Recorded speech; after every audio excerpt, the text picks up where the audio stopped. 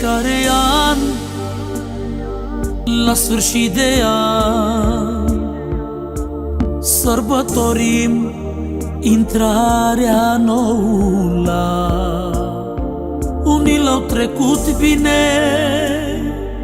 alții cu suspine, doar prin harul Domnului azi suntem bine.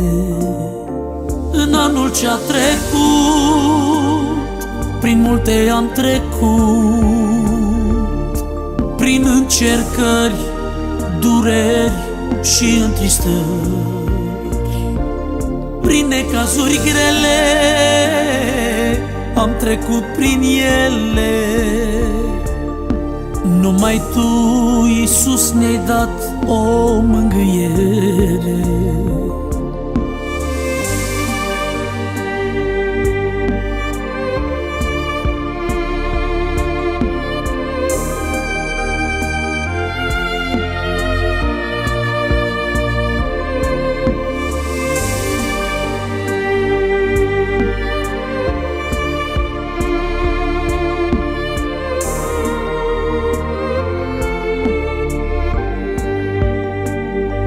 Copii lăsați orfani și plâng de atâția ani, oameni triști alergând doar după bani, mame fără copii și mâine nu vom ști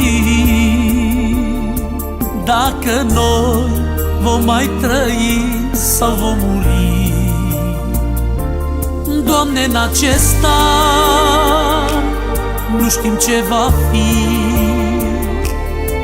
dar Te rugăm în mâna Ta Tu să ne ții, să mergem cu Tine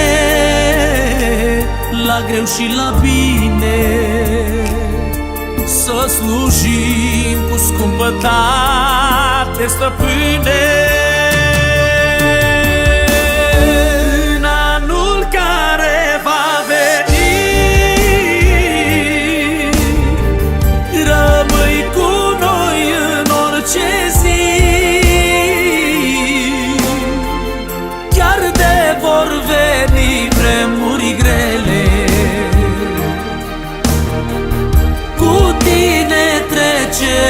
Peste ele, în anul care va veni, rămâi cu noi în orice zi, chiar ne vor veni vremuri grele, cu Tine trecem peste ele.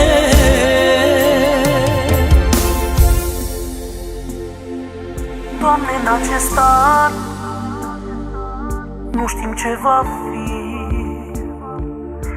dar Te rugăm în mâna Ta Tu să ne ții.